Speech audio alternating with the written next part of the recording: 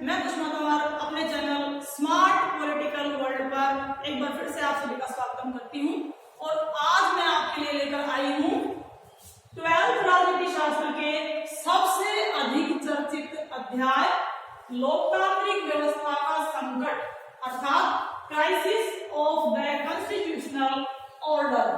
प्यारे बच्चों, इस अध्याय को भारत के राजनीतिक इतिहास में एक काले अध्याय के रूप में भी जाना जाता है। और इस अध्याय को शुरू करने से पहले मैं आपको दो बातें स्पष्ट करना चाहूंगी। नंबर 1 कि ये जो भी लेसन यहाँ पर हमारे चैनल पर दिए जाते हैं वो सभी न केवल बोर्ड कक्षाओं के लिए बल्कि सभी कॉम्पिटिटिव एग्जाम्स के लिए ये एक सुपर कैप्सूल का काम करते हैं। और दूसरे, इस अध्याय को शुरू करने से पहले हमने अब तक यहाँ पर आपके लिए जो भी लेसन दिए हैं 12th क्लास के, जैसे कि नंबर 1 राष्ट्र निर्माण की चुनौतियां, नंबर 2 एक दल के प्रभुत्व का दौर, नंबर 3 नियोजित विकास की राजनीति, नंबर 4 भारत के विदेश संबंध और 5वां लेसन कांग्रेस की चुनौतियां एवं पुनर्स्थापना। इन सभी अध्यायों के बारे में हमने जो कुछ बताया है वो सभी आपके मस्तिष्क में होना चाहिए, क्योंकि इन सभी अध्यायों की नॉलेज इस लेसन के लिए एक बेसिक नॉलेज का काम करेगी। अतः वो सारे के सारे पॉइंट्स हमारे दिमाग में होने चाहिए। तो आइए देखते हैं लोकतांत्रिक व्यवस्था का संकट। प्यारे बच्चों, ये एक ऐसा समय था 1970 का दशक जिसमें भारी राजनीतिक उथल-पुथल होना, इंदिरा गांधी का एक कद्दावर नेता के रूप में उभरना, हमारी आर्थिक व्यवस्था का कमजोर होना तथा देश के अंदर सभी वर्गों में असंतोष फैलना एवं आपातकाल का लागू होना, ये सभी घटनाएं इसमें घटित हुई हैं। इनको हम एक एक करके क्रमवार ढंग से अध्ययन करेंगे। आइए देखते हैं 1970 के दशक के बारे में। 1971 में जो 5वां आम चुनाव आयोजित किया गया था उसमें श्रीमती इंदिरा गांधी ने एक बहुत ही चमत्कारी नारा दिया था, जो था गरीबी हटाओ। और इस नारे ने जादू जैसा काम किया था, जिसके बल पर इंदिरा गांधी ने अपना पहले से भी अधिक बहुमत प्राप्त किया था और सत्ता में आई थी। लेकिन 1971 में ही हमने एक और युद्ध का भी सामना किया है, वो पाकिस्तान के साथ जो हुआ था। उस युद्ध में हमें बहुत अधिक धन खर्च करना पड़ा। तो श्रीमती इंदिरा गांधी ने अपने गरीबी हटाओ के नारे को स्थापित करने के लिए जो बजट बनाया था वो तो सारा खर्च हो गया था 1971 के युद्ध में। 1971 में युद्ध में तो खर्चा हुआ ही, इसके साथ साथ पश्चिमी पाकिस्तान से भारत में आए 80,000 शरणार्थी, उन शरणार्थियों के पुनर्वास के लिए भी धन चाहिए था, अतः वो धन इसमें खर्च हो गया।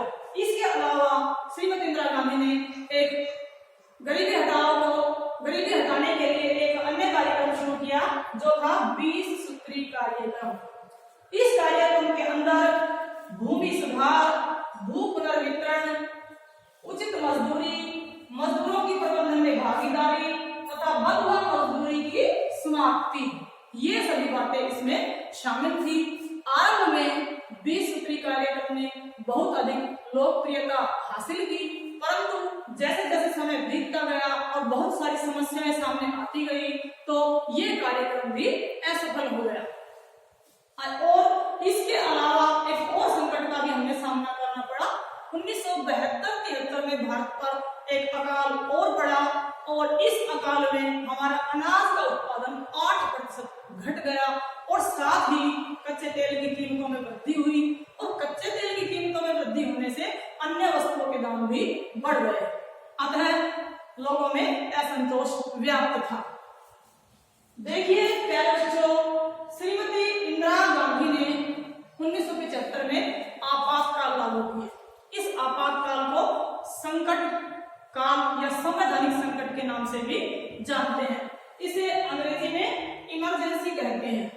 इसका अर्थ है संवैधानिक सरकार को निलंबित करके एक ही दल या एक ही व्यक्ति द्वारा अपनी इच्छा के अनुसार शासन चलाना। इस दौरान इंदिरा गांधी ने अपनी पूर्ण शक्ति से शासन पर नियंत्रण स्थापित करना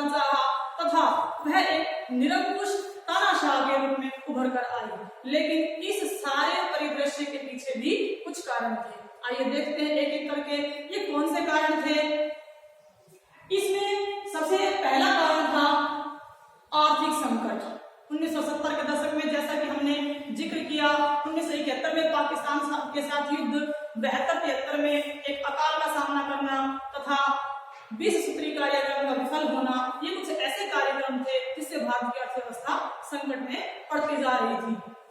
इसके अलावा जब एक ये ऐसा समय चल रहा था तो गुजरात तथा बिहार में आंदोलन शुरू किए गए।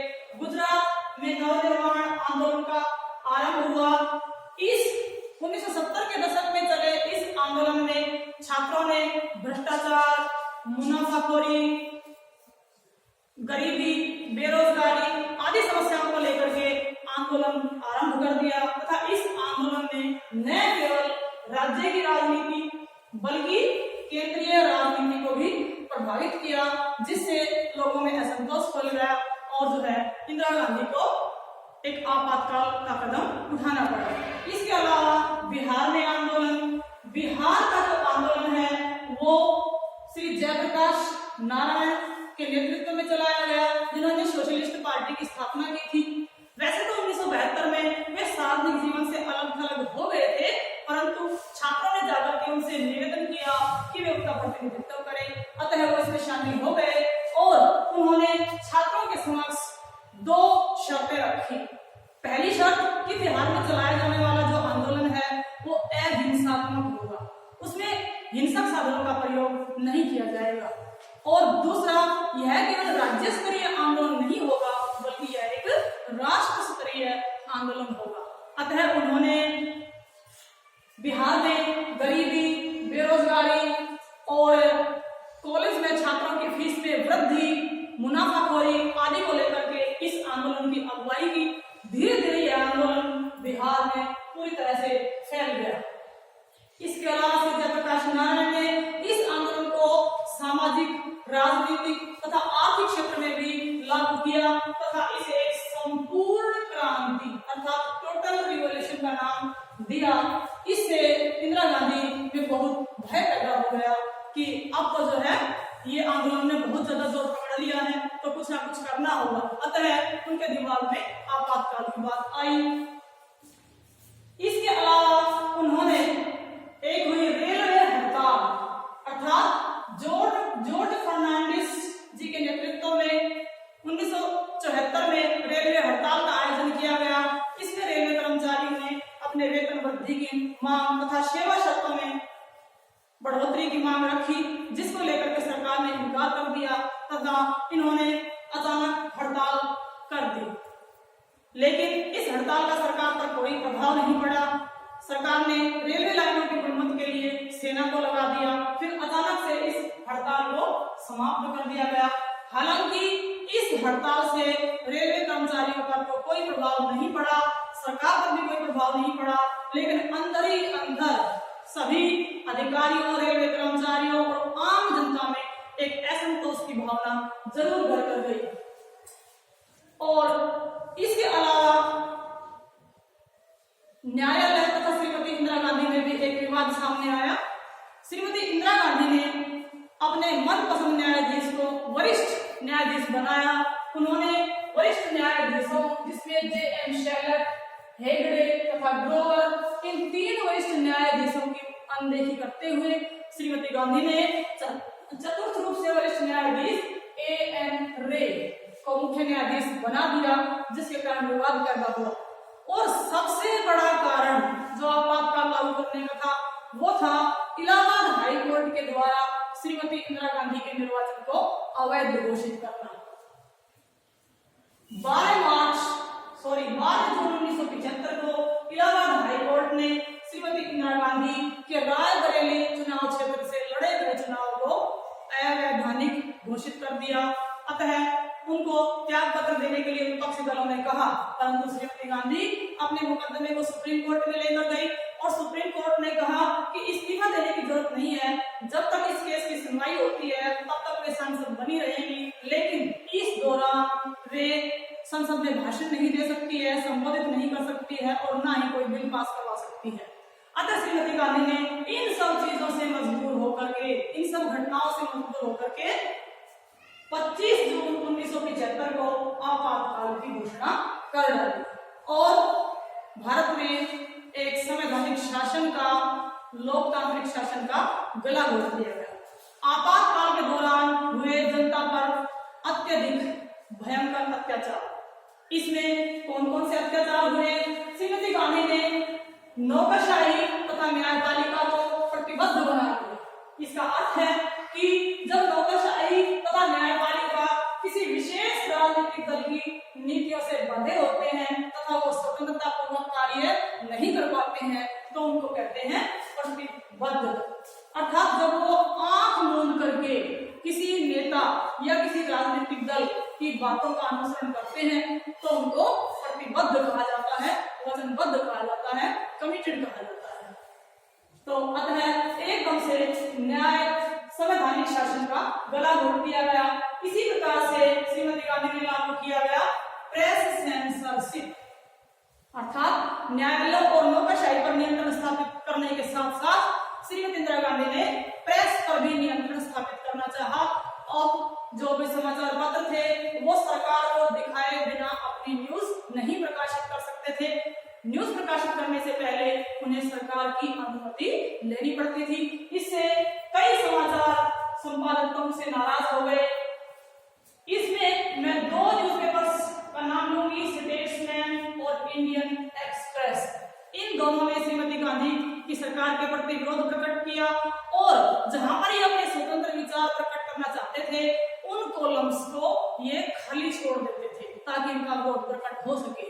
इसके अलावा अन्य दो समाचार पत्र सेमिना तथा मेन स्ट्रीम ऐसे हैं जिन्होंने सरकार के सामने घुटने टेक दिए तथा उन्होंने अपने समाचार पत्रों को बंद करना उचित समझा।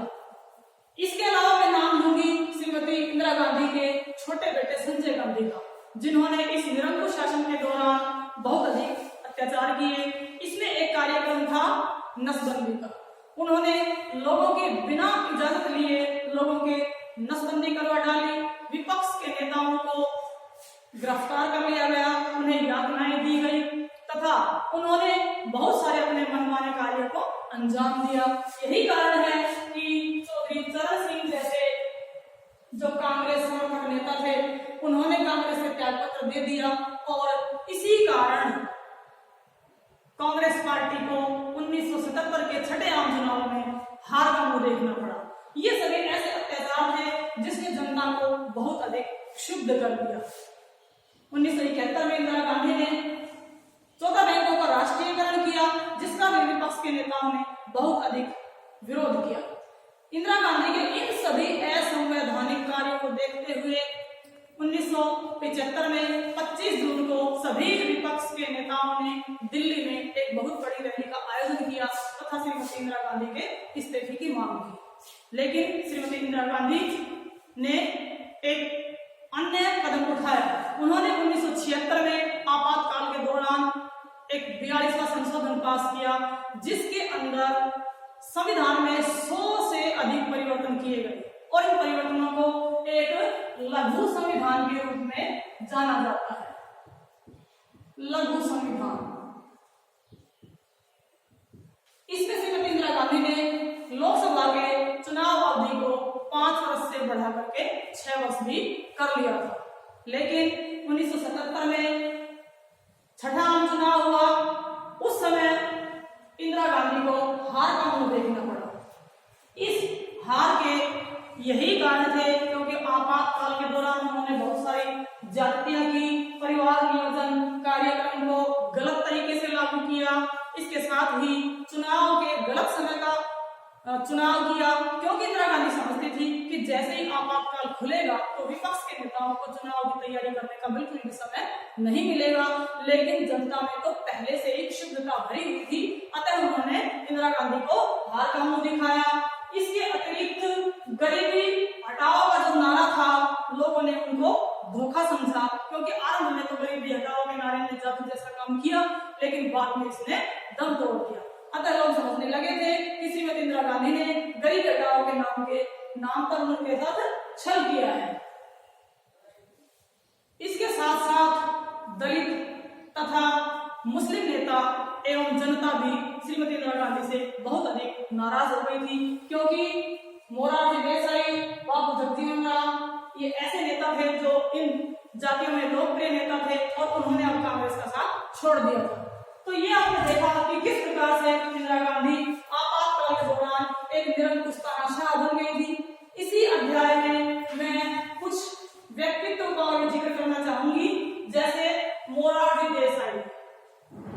मोरारजी देसाई 1977 में चुनाव लड़ने के लिए 4 राजनीतिक पार्टियों ने अपना एक गठबंधन बना लिया था और उनके नेता बने थे मोरारजी देसाई। उन्होंने जनता पार्टी के नेता के रूप में काम किया और 1977 में प्रधानमंत्री पद को संभाला। इसके अलावा लोकनायक जयप्रकाश नारायण, इनका जन्म 1902 में हुआ था, इनकी मृत्यु 1979 में हुई।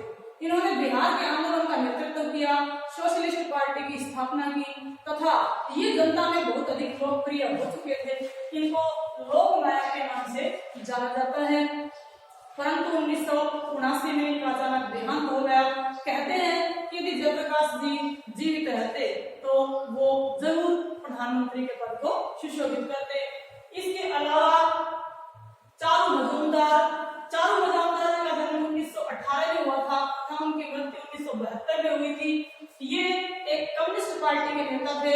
इन्होंने सीपीआई-एम से अलग होकर के कम्युनिस्ट पार्टी, मार्क्सवादी लेनिनवादी पार्टी की स्थापना की थी। चौधरी चरण सिंह और बाबू जगजीवन राम ये ऐसे 2 नेता थे जिन्होंने 1977 के छठे आम चुनाव की सरकार में उप प्रधानमंत्री के पद पर कार्य किया था। प्यारे बच्चों, श्रीमती इंदिरा गांधी ने इतने अत्याचारों के अलावा एक और काम भी ऐसा किया था जिससे बहुत सारे लोग उनसे नाराज हो गए थे। उन्होंने स्वयं सेवक संघ तथा जमात-ए-इस्लामी 2 ऐसे संगठन थे जिनके ऊपर प्रतिबंध लगा दिया था। अतः इनसे संबंधित समुदाय के लोग भी उनसे नाराज हो गए। डी.के. बरुआ नाम के एक व्यक्ति हैं जिन्होंने कहा था कि श्रीमती इंदिरा गांधी को डरने की जरूरत नहीं है क्योंकि सारा का सारा जनमत कांग्रेस के समर्थन में है। अतः उन्होंने उस समय एक नारा दिया था, इंदिरा इज इंडिया और इंडिया इज इंदिरा। प्यारे बच्चों, मैं समझती हूँ कि आपातकाल या लोकतांत्रिक व्यवस्था के संकट का जो लेसन है वो आपको अच्छी प्रकार से समझ में आ गया होगा। और मैं अभी एक बार साइड में हो जाती हूँ, आप इस बोर्ड का स्क्रीनशॉट ले सकते हैं। स्क्रीनशॉट हो गया होगा और इसी के साथ ही ये लेसन समाप्त होता है और मैं आपके समक्ष हाजिर होती हूँ अगला अध्याय लेकर। इसके साथ ही नमस्कार, जय हिंद।